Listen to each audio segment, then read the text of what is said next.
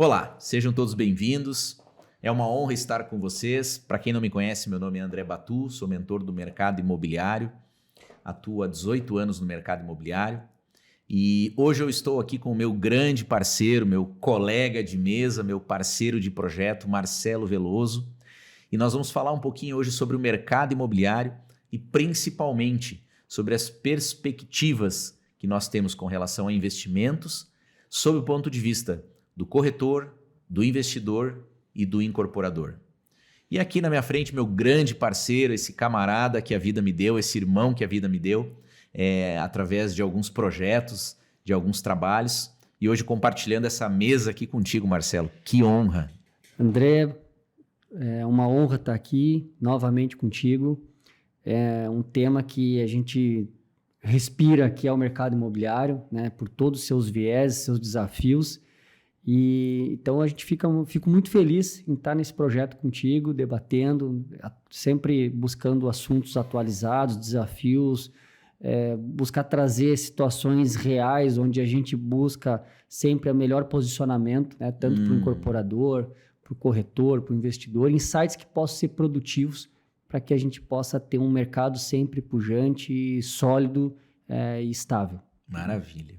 Educação, né? A gente fala muito em conteúdo, obviamente que esses conteúdos eles têm a prerrogativa de trazer um pouquinho mais de lucidez, de clareza para quem nos ouve, mas a gente é um adepto da educação. Sem educação a gente não transforma o nosso mercado, aliás, a gente não transforma nenhum país, nenhuma cidade, nenhuma comunidade. Então, o nosso pilar aqui é a educação, é levar isso para todo o mercado imobiliário para que a gente tenha um mercado muito mais educado e, por consequência, muito mais organizado sob o ponto de vista de planejamento, de estrutura e principalmente que dê visibilidade e dê essa segurança para todos nós, né?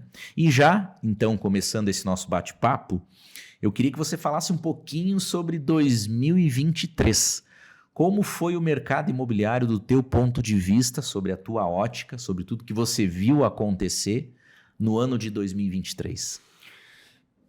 Boa, André. Boa, porque isso traz à tona já de pronto a importância do planejamento. Né? 2023, a gente, no aspecto de planejamento, nós já entendíamos que os indicadores estavam mostrando um desafio, tá? Em virtude de aspectos políticos, econômicos também, né? Que vai juro alto, o desafio, né? do custo do dinheiro.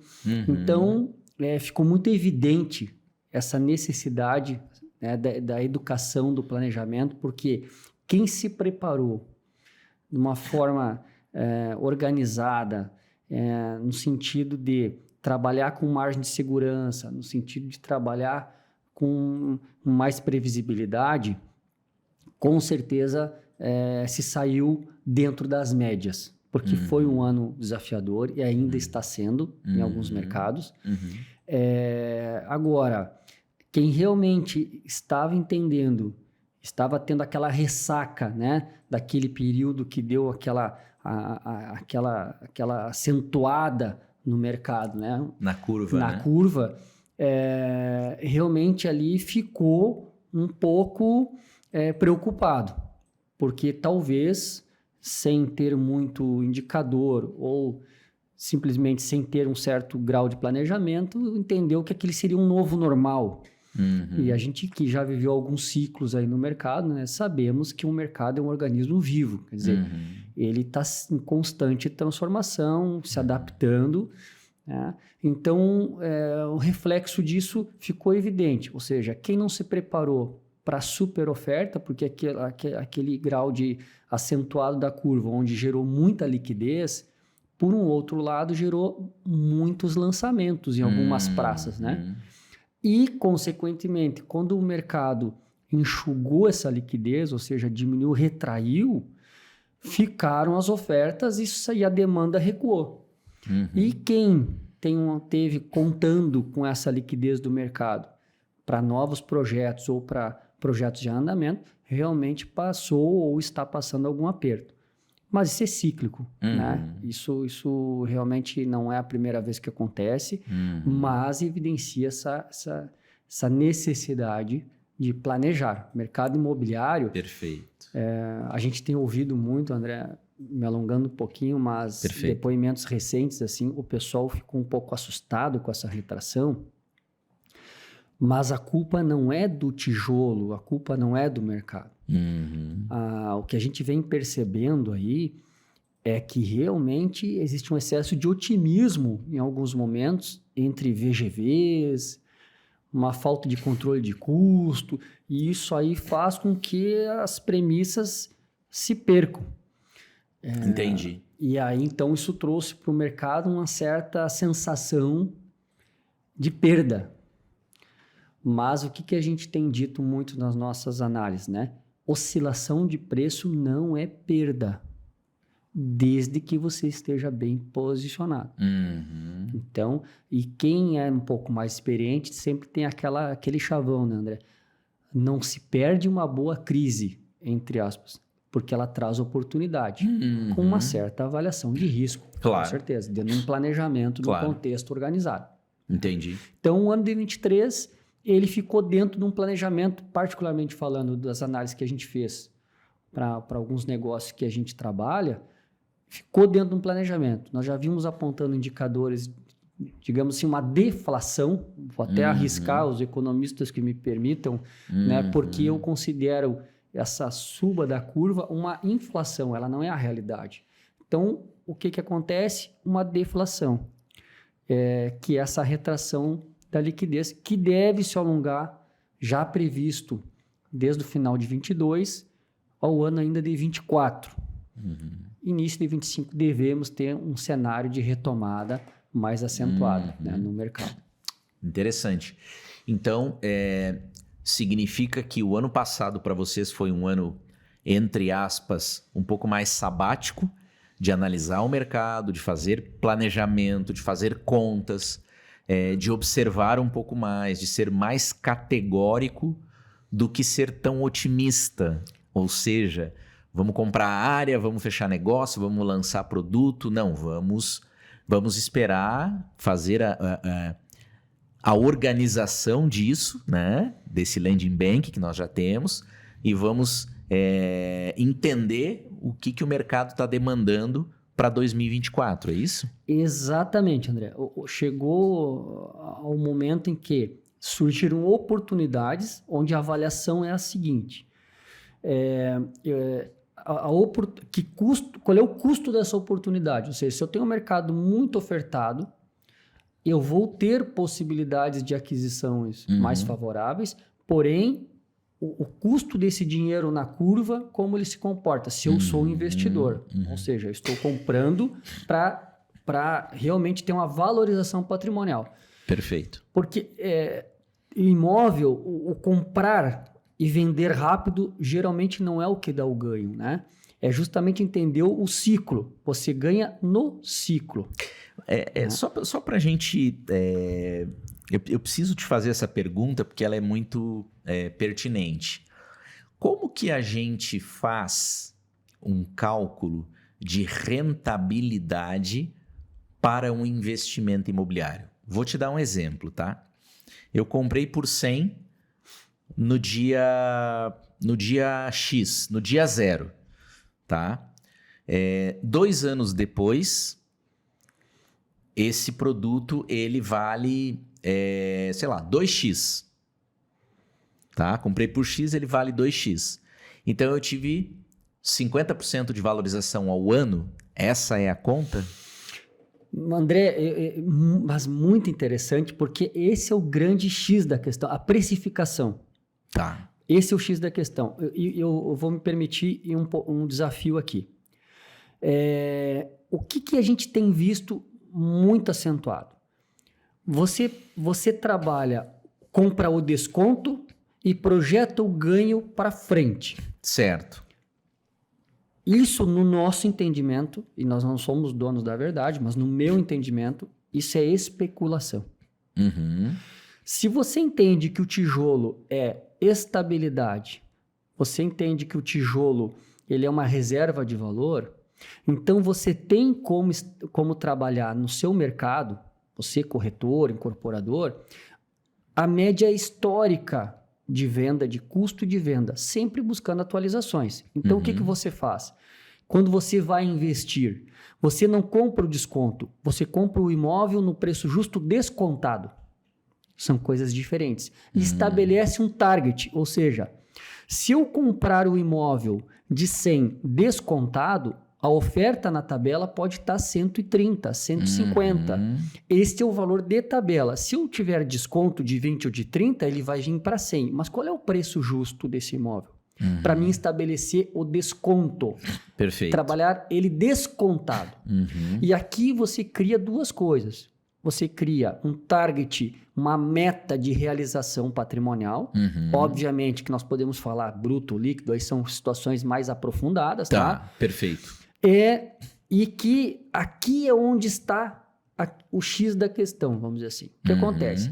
No mercado, eu tenho dito isso há muito tempo. Num mercado onde todo mundo é investidor e num mercado onde todo mundo tem a melhor oportunidade de compra, se todo mundo fosse investidor que pensa que e o mercado tivesse as oportunidades que ele diz que tem, todos nós estaríamos milionários.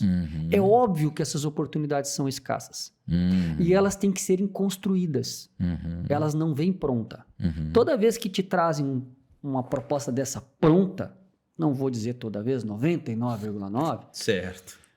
Sem essa análise, você provavelmente está comprando o desconto. Perfeito. E não o patrimônio descontado. Era isso que eu queria entender, né? Para quem está nos ouvindo, né? Óbvio. Que quem está nos ouvindo nos entendesse. Que não é simplesmente uma conta de... sei lá, comprei o produto no lançamento e a tabela está 20% mais em conta do que a tabela oficial. Comprei por X e aí daqui 2 anos o produto está tabelado por Y. Logo, essa diferença é 80%. Então, eu tive um ganho de 80%. Será? Exatamente. E no ano de 23, André, aqui cabe o gancho. Por que alguns se saíram melhores que outros? Quem fez o estudo e trabalhou sua margem descontada, no momento em que as ofertas começaram a deprimir os preços, você tem uma margem de segurança maior para decidir vendo ou espero. E aí entramos numa questão da assessoria, né, André? Porque o que acontece?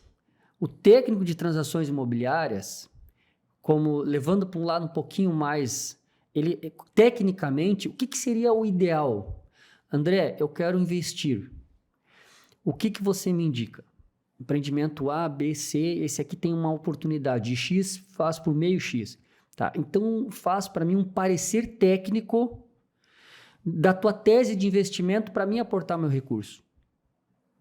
Ou seja, não que tu esteja endossando né, o investimento, mas eu quero entender por que deste produto, por que o valor de entrada é este e aonde eu saio do negócio. Porque hoje é o que eu faço muito. Entendi. Muito corriqueiramente, ou seja... Porque tu tem que ter liquidez lá na ponta, né? Exatamente. E aí essa liquidez que tu falaste a palavrinha mágica em 23, por que ela foi o coringa? Porque quando baixa a demanda, baixa a liquidez. Tempo é taxa. Então, se eu tenho uma margem de segurança maior, eu consigo, consequentemente, operar numa melhor liquidez, né? Se eu resolver sair ou precisar sair do negócio. Então, às vezes o pessoal diz, o mercado imobiliário não tem liquidez. Porque, na verdade, você como investidor menor, você realmente não consegue fazer um posicionamento para comparar com outros investidores que têm um aporte muito mais significativo. Tá?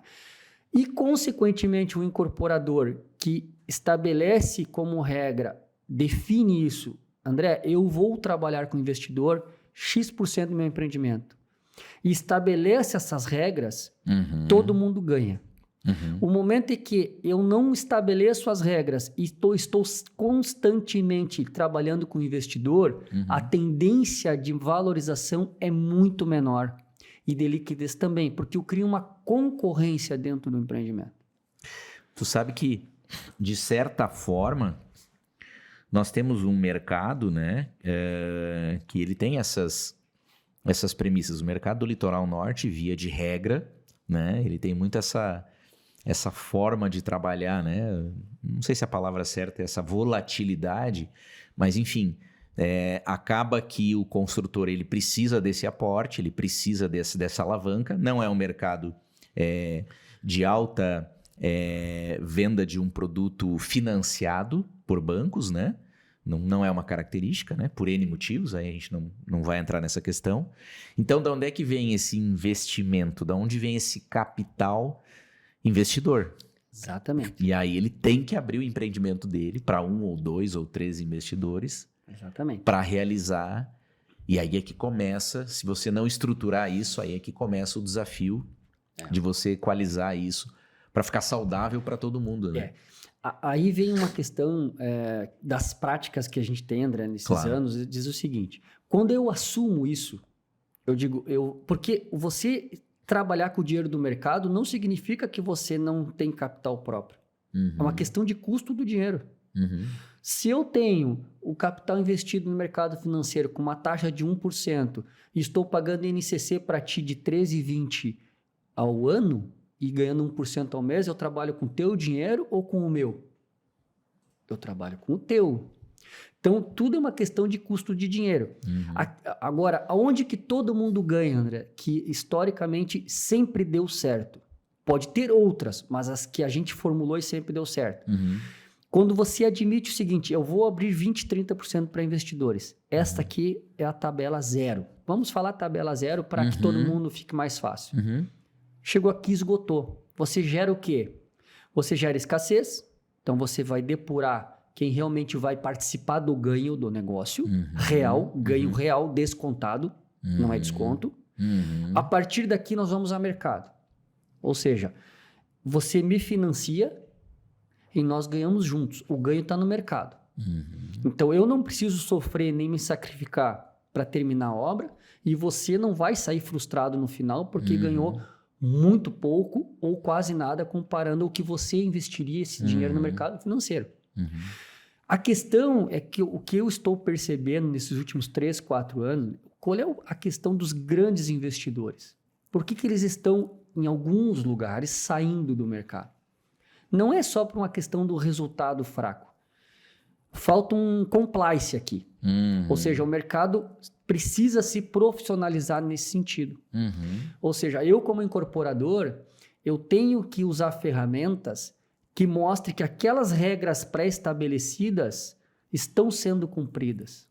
Ou seja, estabelecemos que eu captei os investidores e nós vamos trabalhar de uma maneira, a questão de cronograma de execução, fluxo financeiro ascendente desta forma. Esse recurso ele vai ser aplicado assim, porque toda vez que esse empreendimento ele cumpre as suas metas de cronograma, tudo isso é valorização patrimonial. Tudo isso é credibilidade, isso é dinheiro no bolso. No momento em que eu capto o recurso, mas de repente a obra está devagar, de repente eu estou lançando mais coisas e eu não estou conseguindo vender, estou dando excessivo desconto nessa tabela. O que isso traz para o mercado? Traz um alerta de insegurança. Agora, no momento em que eu uso as ferramentas jurídicas adequadas, hoje nós temos questão de patrimônio de afetação, que você presta conta de todo o recurso oriundo daquele empreendimento, uma conta bancária própria, você estabelece um compliance com seus investidores, você com certeza vai ter uma carteira de negócios que vai perdurar por muito mais tempo, onde todo mundo vai ganhar. A questão é que poucos estão ainda atentos para isso, porque o meu concorrente não é mais o empreendimento do lado quando se fala desses players de investimento. São outros mercados que estão muito mais acessíveis, estão a todo momento abordando esse capital. Perfeito. Então, no momento que você sobe a régua, se profissionaliza para trabalhar com esse recurso, oferecendo garantias jurídicas, oferecendo garantias de execução de processo, transparência, você com certeza vai ter uma carteira que vai perdurar por muito mais tempo e onde todo mundo vai ganhar. Né? Agora, não tem mágica, André, no sentido assim, para mim poder fazer com que os meus parceiros ganhem e eu me financiar, eu tenho que partilhar o ganho real com eles. Eu tenho que saber que eu não estou cedendo esse percentual porque eu deixei de ganhar. Não, você trabalhou, porque é muito comum você terminar um empreendimento e dizer assim, poxa, eu podia ter ganho mais se eu tivesse lançado num valor maior, mas se você não tivesse captado aquele recurso lá no início, talvez você não tivesse chego nessa etapa. Nessa fase. E parece óbvio, mas não é inédito você ouvir essa conversa no final, quando tudo deu certo. Sim, né? Quando tu entregou o empreendimento, né? Então é planejamento. Entender o limite de ganho, entender que você não precisa ganhar, tentar arriscar o risco da ruína, ou seja, é 8 ou 80. O mercado imobiliário é, de novo, previsibilidade, estabilidade, Perfeito. Reserva de valor. Perfeito. E a gente pode, até para quem está nos ouvindo, trabalhar com um percentual dentro de um produto, dentro de um lançamento, só para as pessoas terem uma ideia, assim. Não sei se tu tem essa informação.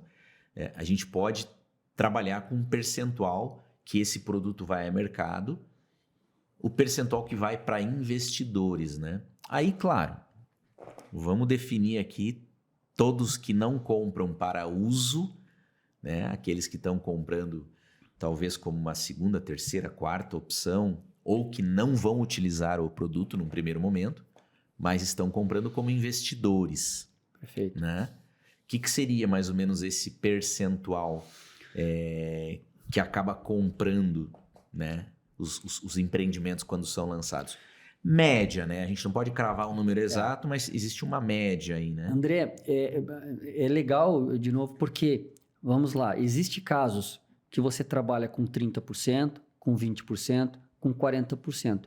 Tudo depende do seguinte, se eu tenho uma oportunidade, um empreendimento muito bem localizado, onde eu tenho um potencial de ganho maior, naturalmente que o custo desse dinheiro do investidor, ele é maior. Por quê? Porque, em tese, se tudo estiver bem balizado, esse produto tem mais liquidez que o outro da quadra de trás. Isso tem que estar precificado.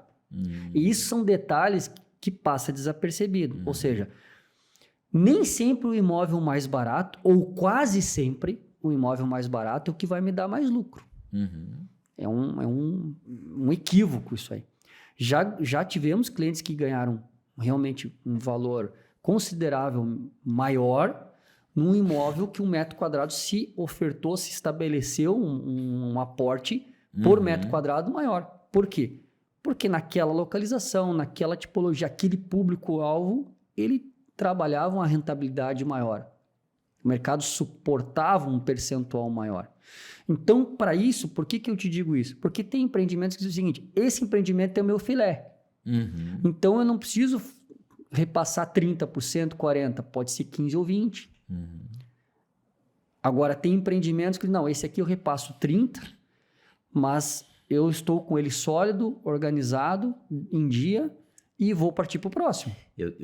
Existe, né, talvez tenha muito mais opções aí, situações, mas tem um empreendedor que ele não vende para investidor.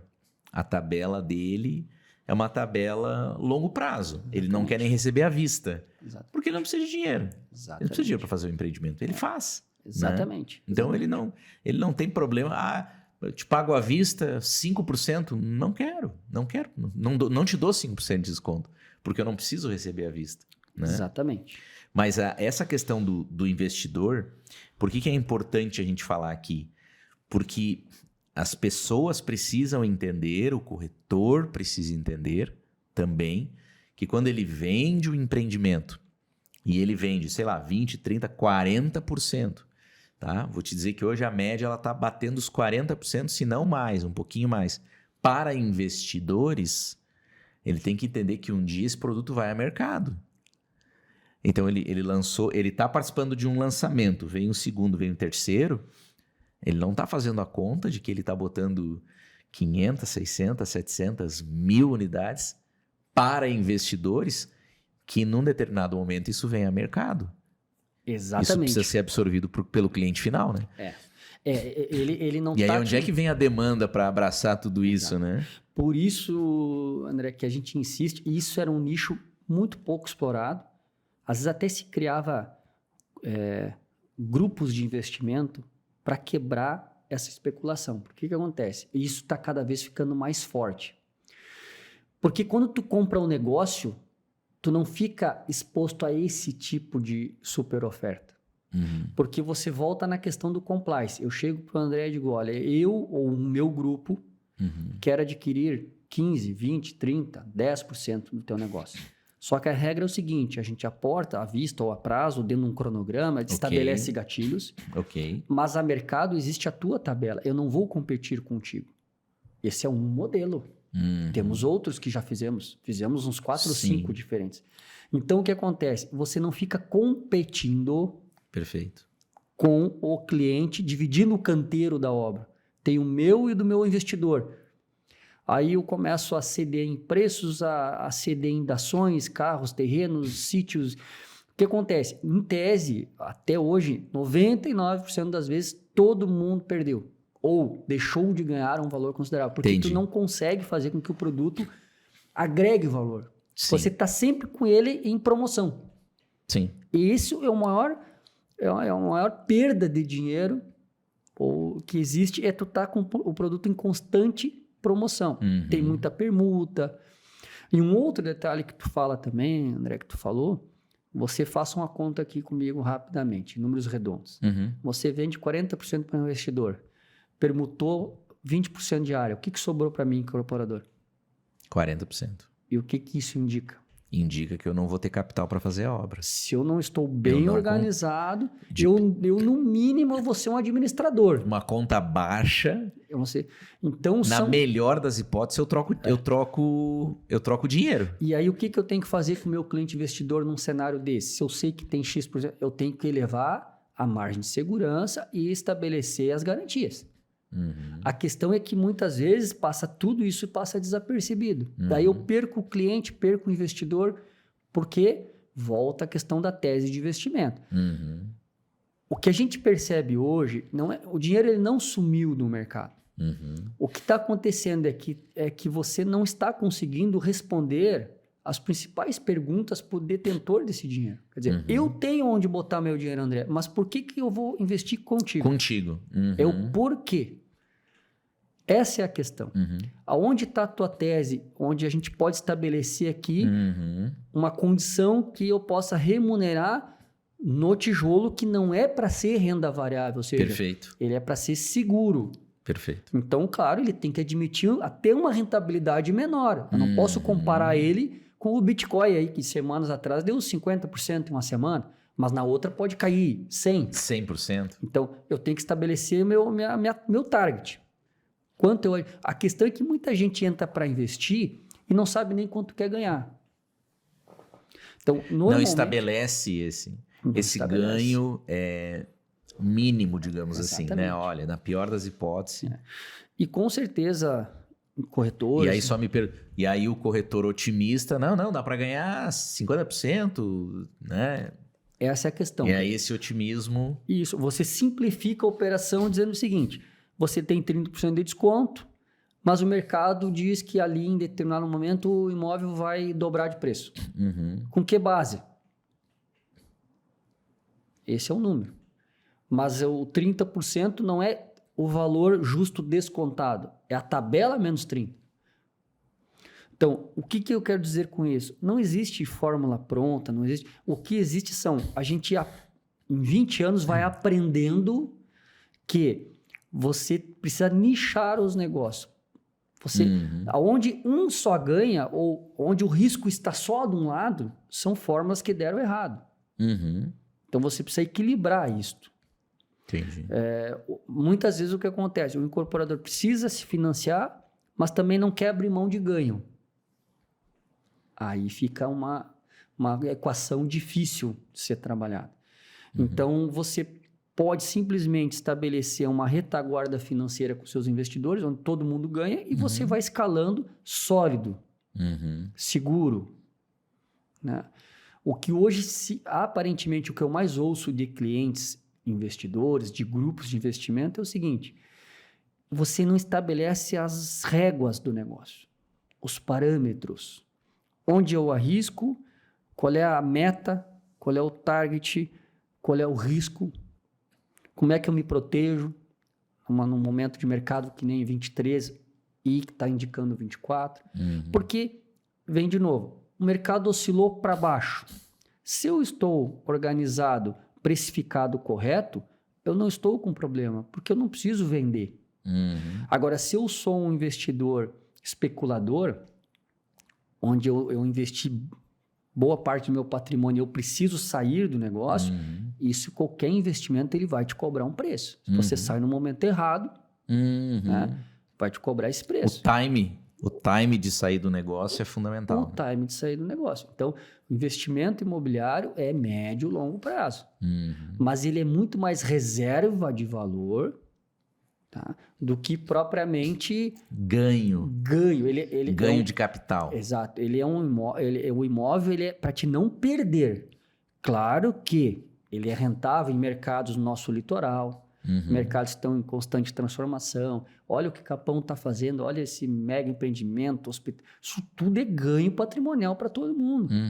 Agora, o que tá, às vezes há muita confusão. Eu traçar um paralelo com o que eu estou ganhando no mercado financeiro, eu quero que o imóvel me dê a mesma rentabilidade em um ano.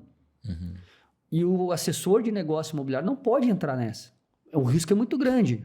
Para cada um que dá certo, 10, 15 dão errado. Porque imóvel, a natureza do imóvel não é isso. Né? O que a gente tem percebido... É um ganho conservador, porém consistente e longevo. E seguro. Seguro.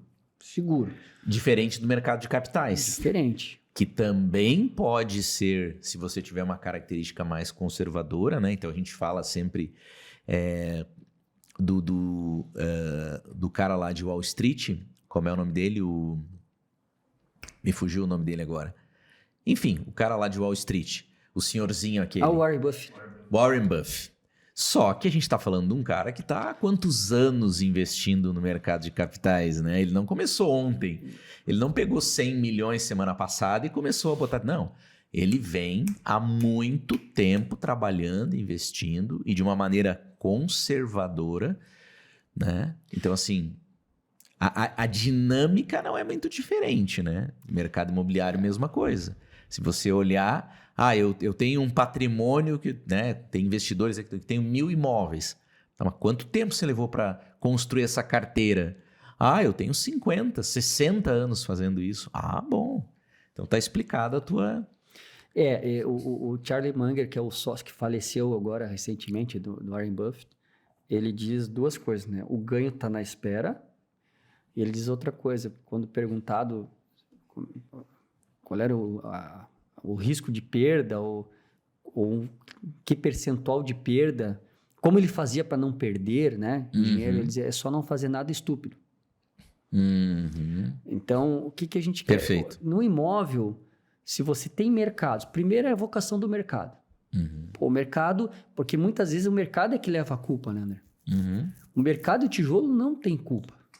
A pecinha que está atrás é que precisa identificar os perfis. Perfeito. Tempo que tu vai ficar investido, quanto tem para investir, quem é o produto certo, o parceiro certo, que vai cumprir o compliance ali, a governança estabelecida, vai te oferecer essa... Então, no momento que você organiza o negócio, o mercado não é o causador do problema, vamos dizer assim.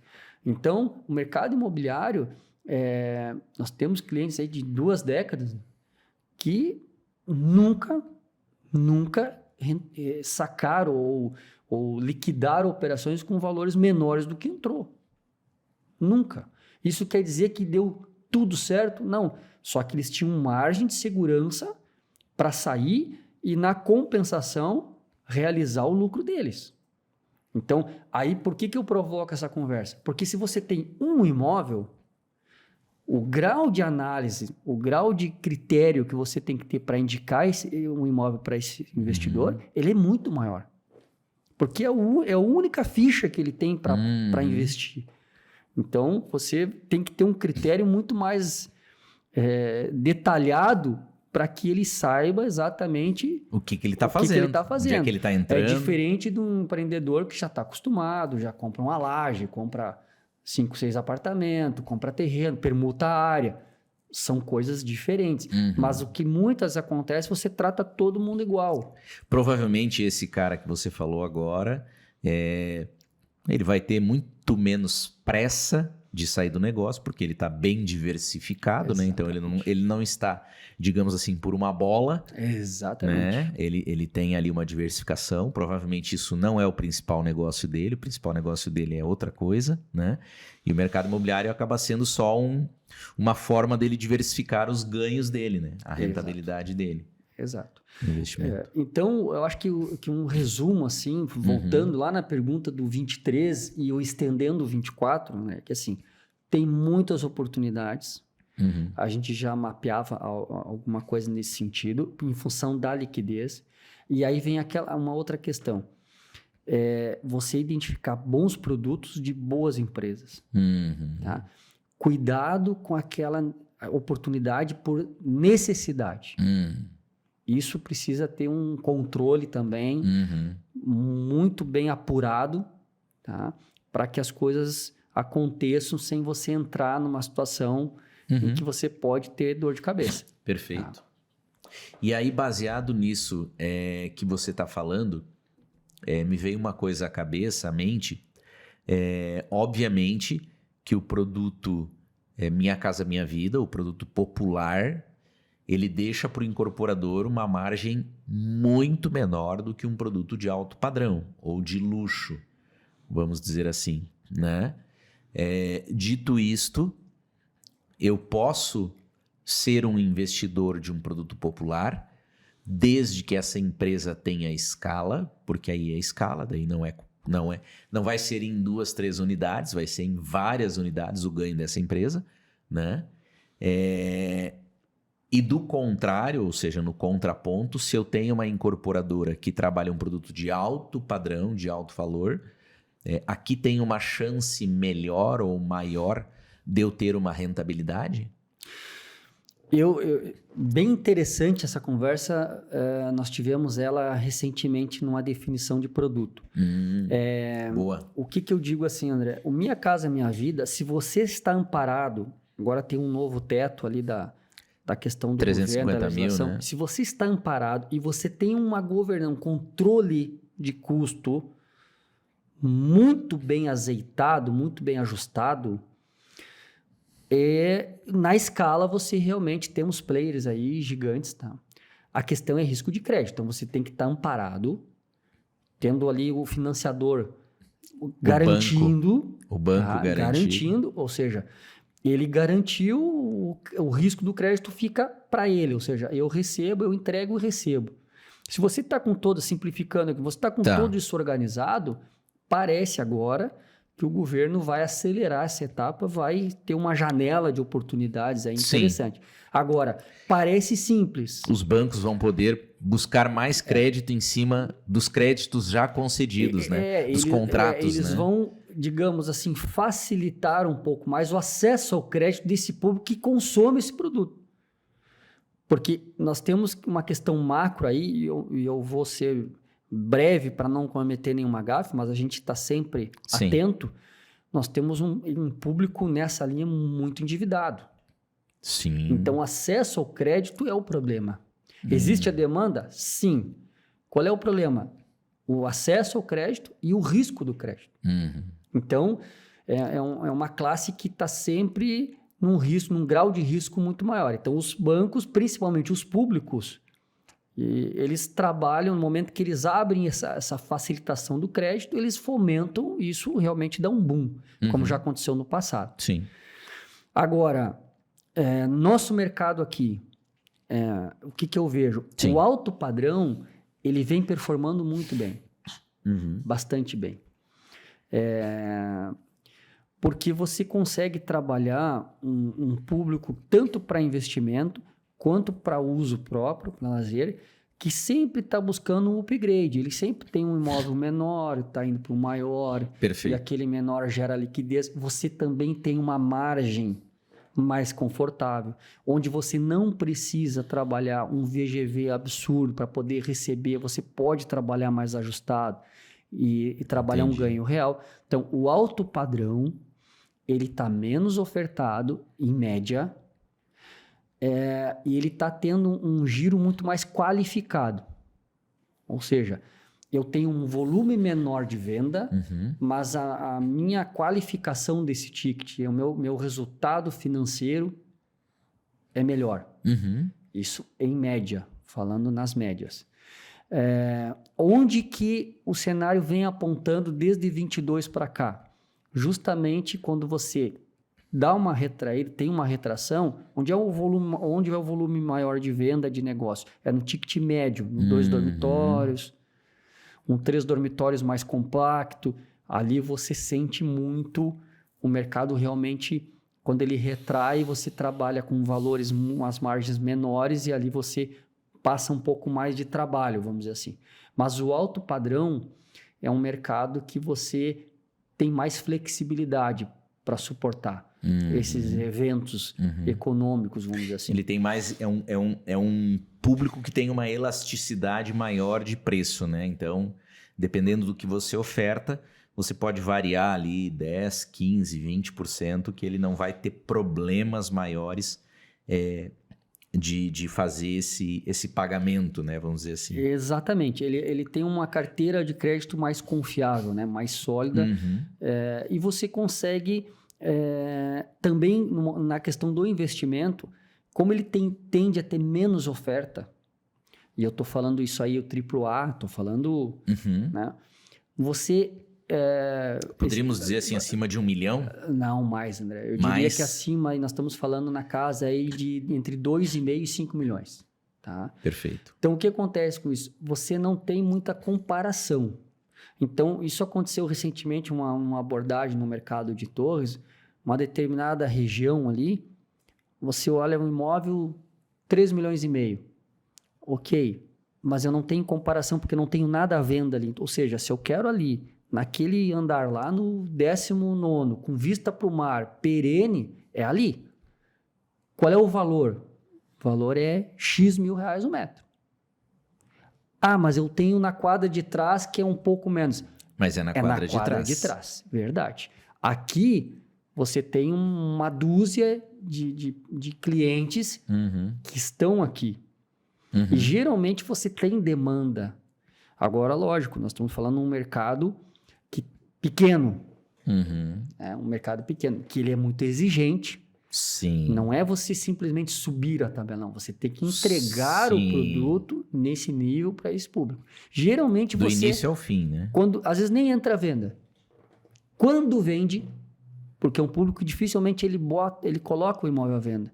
Geralmente quando ele sai, ele troca por outro maior ou uma outra região. Entendi. Né? Então, quando... Faz o upgrade. Geralmente quando vai à venda, é o produto que vende mais rápido.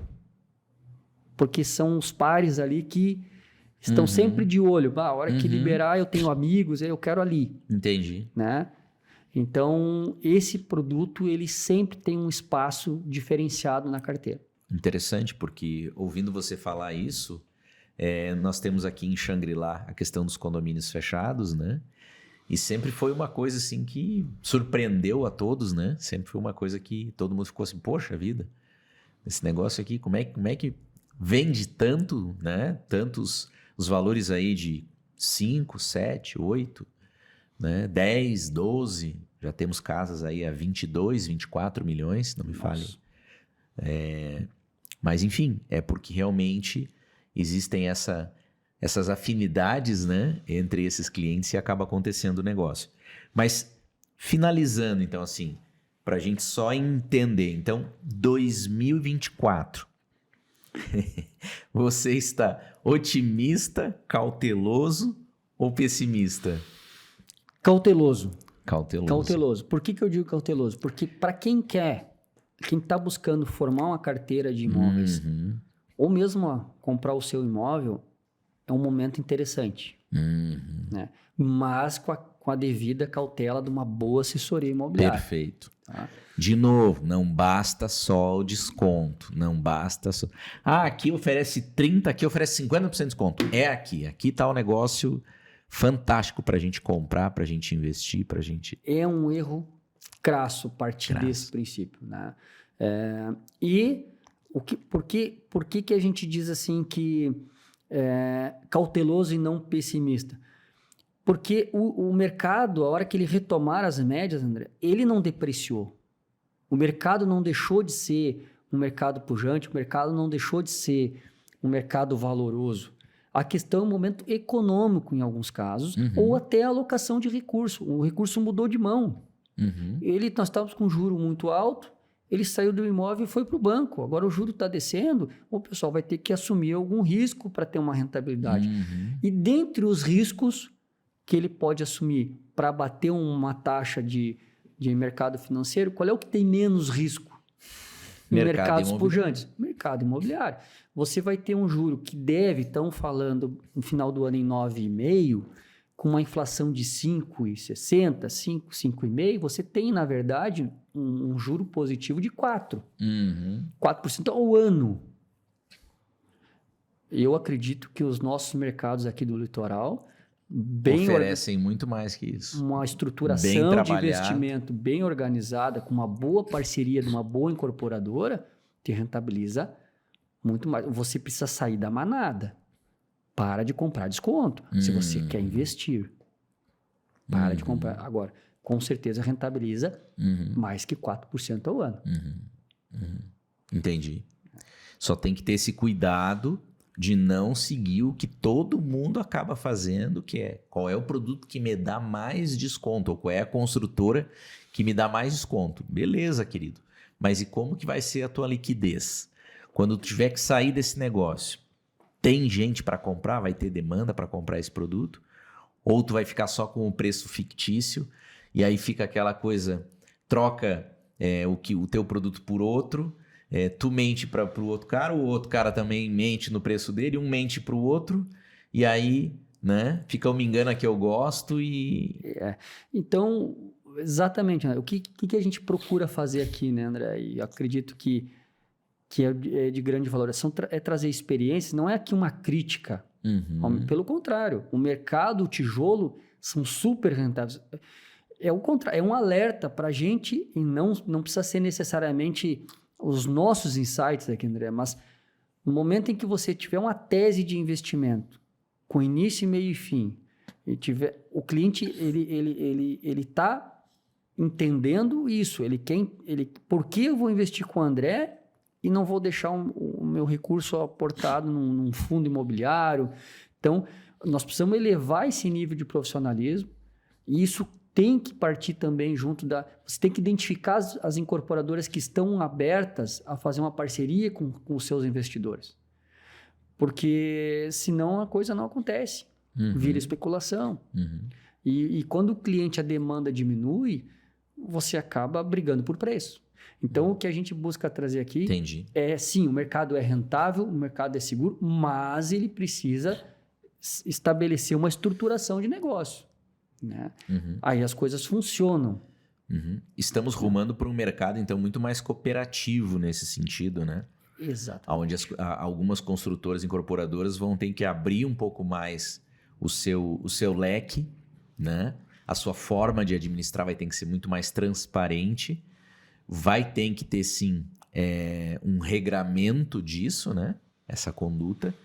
E, obviamente, eles vão ter que abrir mão de um pouquinho do ganho para dividir isso com o investidor. Né? É a troca justa. E a única troca que eu, em 20 anos, vi dar certo. Né? É quando você assume, eu estou disposto, André, a dividir aqui 20% do negócio contigo. Claro, e aí estamos falando, seja a unidade inteira, não estou nem falando de ser sócio no CNPJ, aí são situações a se debater. Claro. Temos várias opções, mas quando você admite isso, você estabelece esses gatilhos, esse projeto e oferece para o cliente um plano de negócio para que o mercado gere lucro para ambos, tudo muda de figura. Agora, se você continuar matando a galinha, você vai chegar uma hora que você não vai ter mais como oferecer negócio. O cliente não vai mais atender o telefone. Porque antigamente, André, qual é a grande transformação que recentemente num debate lá a gente colocou? As gerações mais antigas, elas não eram investidoras imobiliárias. Se você parar para avaliar, elas eram poupadoras. Ela não chegava e dizia, André, eu quero comprar um imóvel contigo e bota a venda hoje, eu assinei, bota a venda, porque eu já pede, comprei por 1, já bota a venda por 2. Era poupadora. Ela não estava preocupada em que momento vender. Perfeito. Aí, de uns 5 anos, se acentuou muito o quê? Todo mundo passou a ser de poupador, passou a ser investidor. E aí falta segmentação. Vamos imaginar o seguinte, qual é o grau de investimento para que você consiga trabalhar isso aí junto com o mercado e com a incorporadora. Perfeito. Né? Aí você consegue fazer com que todo mundo ganhe proporcional ao seu grau. Agora, se eu tiver um cliente que quer um imóvel para investir, é justo, é correto, vamos trabalhar o melhor negócio para ele. Agora, eu tenho um cliente, o André, ou o grupo do André, que ele tem potencial para 20% do negócio. É outro tipo de proposta de negócio. De repente, esse cliente Marcelo de um apartamento é o cliente do grupo do André, junto com o incorporador, que já vai fomentar o negócio de ambos. Quer dizer, porque são naturalmente pesos diferentes, valores diferentes, medidas diferentes de trabalhar. Então, quando você organiza, todo mundo ganha.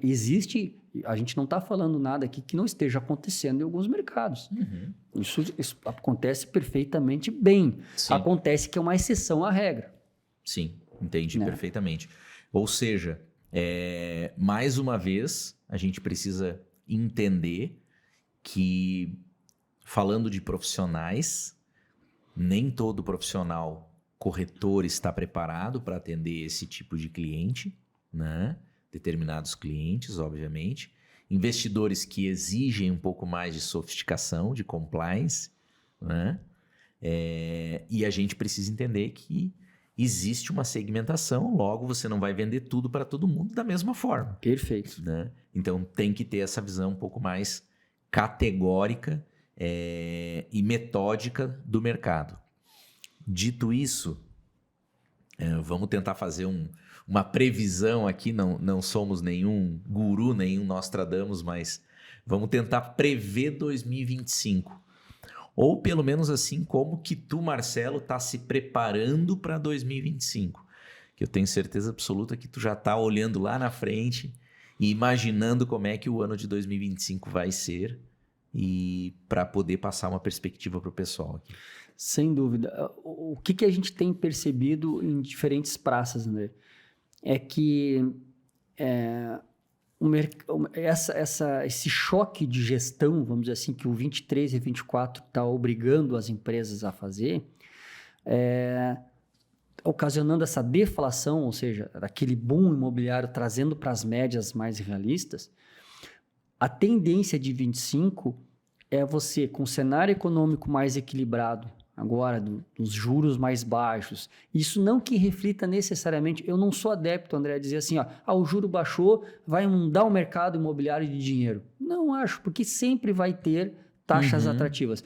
Mas muitas vezes vai refletir na empresa do teu investidor.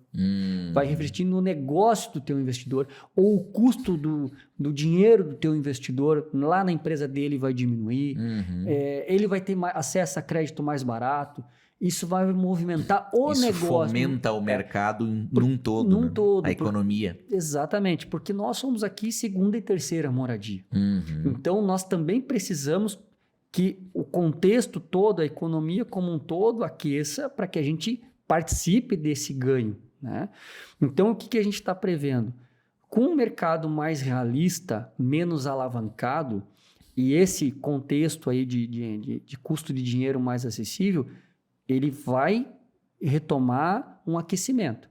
Tá? E, consequentemente, quem conseguir se organizar melhor em relação a ter essa atratividade do capital, vai sair na frente.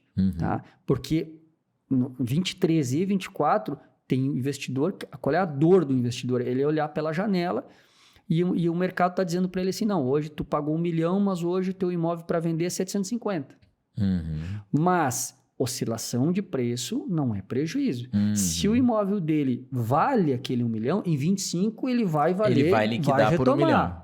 Ele vai retomar por 1,100, 1,200. Então, o cenário de 25 para frente, os indicadores, nos ciclos que a gente já viveu, mostram isso. Não só para quem quer entrar, como para quem está dentro. Então, se você não está precisando resgatar o investimento, realizar, e você está realmente enfrentando essa situação de que o preço está muito, muito esmagado, vamos dizer assim, as ofertas, a expectativa é espere.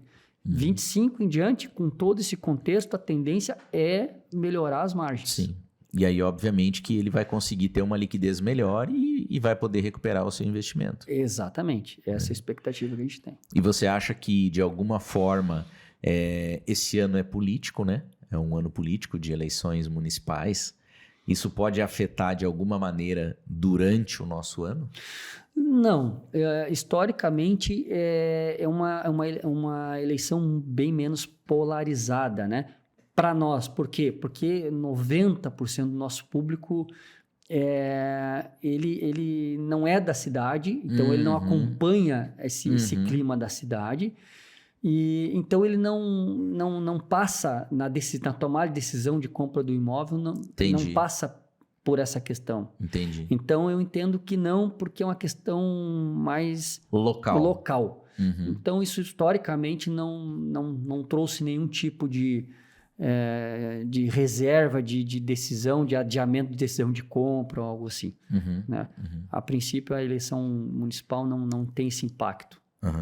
Mais alguma outra coisa dentro do ano que você acredita que a gente precisa prestar atenção? Você acha que vai ser um ano que transcorre normalmente? Final do ano, geralmente ele tende a ser um período um pouquinho mais, vamos chamar assim, fértil para o mercado imobiliário, principalmente do litoral norte. Acredito que em outros lugares também, porque as pessoas estão finalizando o ano, pegando as suas... os seus valores, os seus rendimentos, os seus ganhos, né? Então, estão querendo aplicar ou mudar de casa ou fazer um upgrade, enfim. Então, o que a gente vem fazendo, André, desde o final do ano passado, e o que a gente alerta é isso. Não se precipite em sair do negócio em momentos de pouca oferta, de pouca demanda, ou seja, onde você está recebendo pouca oferta pelo seu imóvel, né? Pouca proposta. E para quem está pensando em entrar no negócio, agora comprar, adquirir para investimento, tem boas oportunidades. Então, eu reforço isso com muita propriedade. Mas você precisa fazer a leitura do todo. Não é o menor preço, não é o maior desconto. Então, o momento é de compra, mas tem que ser seletivo. Boas empresas, bons produtos, você vai ter um ganho de capital, um ganho patrimonial. Tá? Mas o que a gente está vendo na maioria é que o mercado, às vezes na cidade do cliente, também retraiu em 23 e início de 24. E essa apatia deixou ele um pouco desconfiado do mercado imobiliário, acreditando que isso é geral. Só que em mercados como litoral, por exemplo, que tem uma demanda na alta temporada, que tem uma demanda muito mais aquecida, ele retoma muito mais rápido. Então, isso a gente está sempre, nesses momentos de ciclo de baixa, a gente está sempre alertando o cliente. Não podemos comparar, muitas vezes, o mercado da sua cidade, porque ele é restrito a um determinado tipo de público, ele depende daquele segmento único para movimentar. E o nosso mercado, não. Ele atende um público muito mais amplo. Então, a retomada do mercado que trabalha com esse nicho de lazer, de investimento, ele é muito mais rápido. Então, esse é justamente um indicador que a gente trabalha e que sempre demonstrou ser efetivo. Ou seja, esses mercados que trabalham com bastante densidade, ou seja, verão, o pessoal vem realmente para avaliar, para investir, ele retoma muito mais rápido do que muitas vezes o mercado local lá do cliente. Porque ele fomenta, né? Exatamente. Ele fomenta muito mais pessoas. É o velho e bom funil de vendas, né? Exatamente. Você tem lá na boca do funil um monte de gente indo para a praia, veraneando pela primeira vez, conhecendo a praia, alugando, ficando por um período curto, acaba gostando, acaba se apaixonando pela praia, vendo que realmente é algo maravilhoso, e aí começa a fazer esse processo dentro do funil de vendas, né? E trazendo novas oportunidades para o mercado. Com relação a incorporadoras, assim, construtoras e incorporadoras, só para a gente deixar isso bem definido, qual seria a lição, qual seria o tema de casa que tu deixaria para eles assim? Bom, vou deixar um tema de casa para uma consultora e uma incorporadora que esse ano vai lançar ou que está prevendo lançar coisas ao longo do ano ou até o ano que vem. Puxa, sabe, André, a gente trabalha com players muito experientes, né? Com certeza Capão, Torres e outros mercados que a gente... Sim. Então, e a gente percebe, assim, quanto vale a experiência, o tempo de mercado. E nessas horas, isso fica muito evidente. Por quê? Porque esse pessoal mais experiente, ele trabalha com fundamento. Não tem a emoção, não tem o otimismo. Perfeito. Porque o mercado exige. Incrível. Claro. Porque o que acontece? Muitas vezes o incorporador mais novo, ele já conta com uma retomada que vai acontecer e aí tem que dar tudo certo para daí as coisas poderem acontecer. E o incorporador experiente, ele já consegue ter essa leitura, ele já tem um tempo, já conhece a aldeia, como a gente diz, já conhece os corretores, e ele baliza isso muito bem.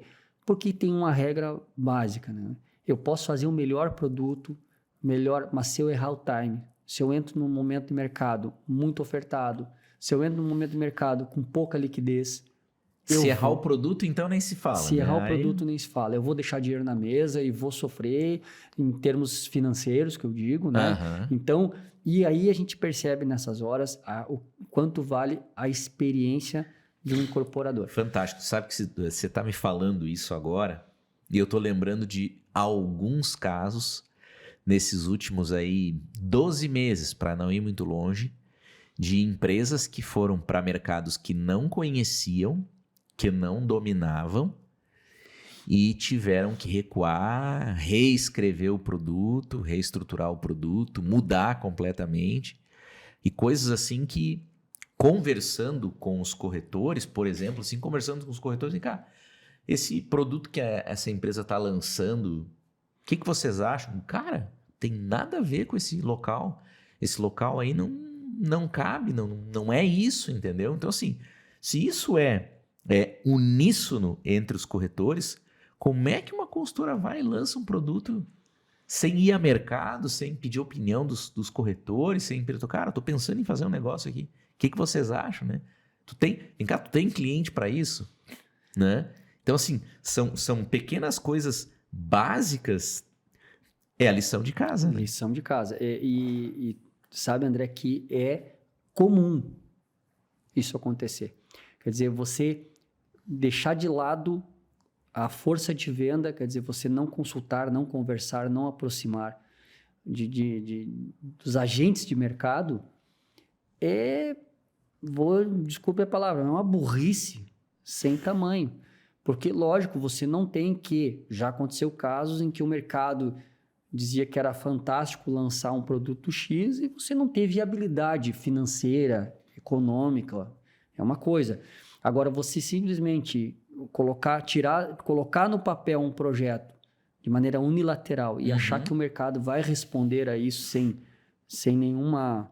não ter nenhuma base comercial, sem uma consulta de demanda, isso não é inédito, já passamos por isso, já passamos situações da gente ser contactado e ter que segurar o lançamento, reformular planilhas, o produto não podia mais ser alterado, já tinha acontecido até algumas vendas, e a parte que é dolorosa pra caramba, porque você perde o que é mais custoso, que é credibilidade.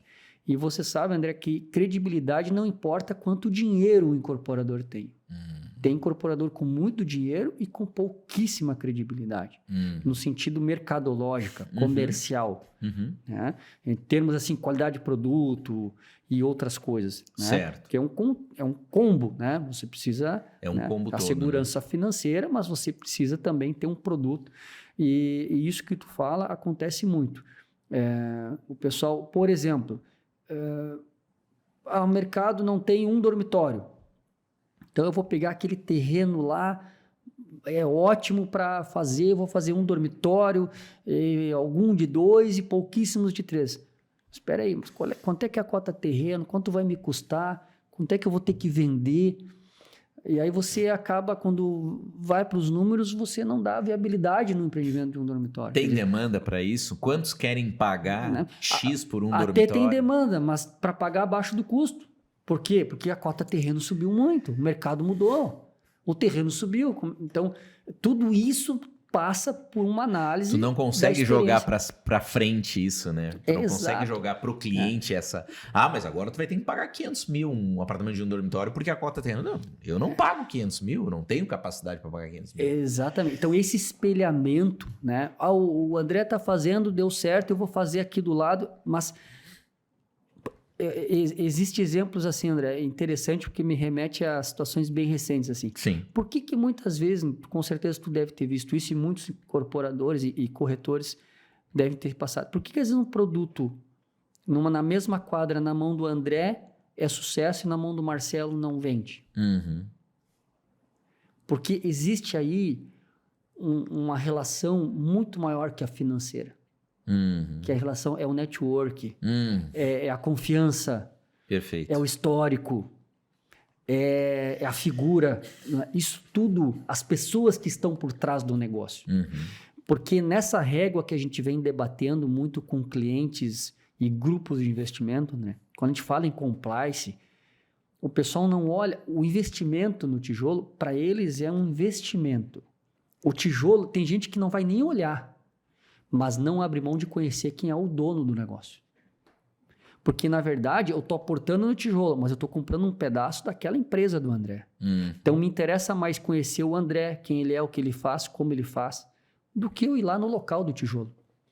Tem muitos grupos hoje que compram, eles sabem onde fica e tal, mas precificou, organizou, mas eles estão comprando o André, a empresa do André. Sim. Esse é o nível que a gente está chegando para poder mobilizar investidores maiores. Porque aquela situação de eu ter um valor atrativo de entrada, ela não satisfaz mais esse investidor.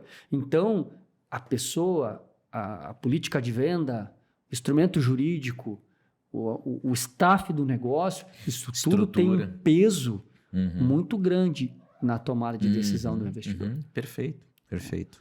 Total sentido. Bom, gente, eu quero pedir as considerações finais. A gente tá já com o nosso tempo bem tranquilo aqui, bem evoluído. Acho que o assunto foi realmente muito oportuno, muito interessante. Vamos ter novidades aí, alguns convidados em breve, convidados que vão estar dividindo a mesa com a gente e trazendo também um pouquinho mais de conteúdo, não só dessa parte que é muito importante, mas principalmente de uma maneira geral, um olhar amplo sobre o mercado imobiliário, né? E as suas variáveis, as suas nuances. Então, eu queria que tu deixasse uma mensagem final aí para os nossos seguidores, para quem está nos assistindo aqui, para os nossos ouvintes. André, a mensagem é, primeiro, agradecer a audiência, o pessoal que já nos acompanha em projetos anteriores, está sempre conosco, e dizer que o objetivo é esse, né, André? Não é ter verdades absolutas, nem bater de frente com crenças, mas é trazer experiências situações em que a gente possa contribuir com um argumento, com uma abordagem,